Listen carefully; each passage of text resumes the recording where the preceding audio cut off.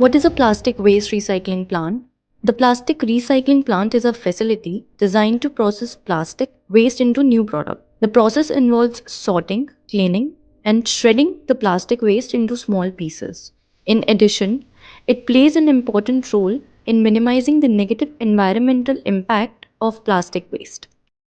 What are the benefits of a plastic waste recycling plant? It minimizes the amount of plastic waste that ends up in landfills. It conserves natural resources as recycled waste can be utilized in the manufacturing process. It promotes a sustainable lifestyle. It reduces emission of hazardous gases. What are the documents required to set up a plastic waste recycling plant? Company incorporation certificate.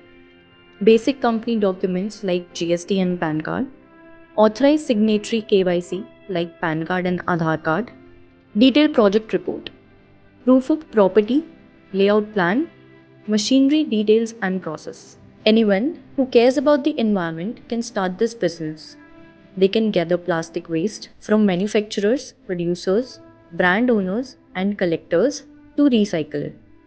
So, if you want to set up a plastic waste recycling plant, connect with us at Copseed.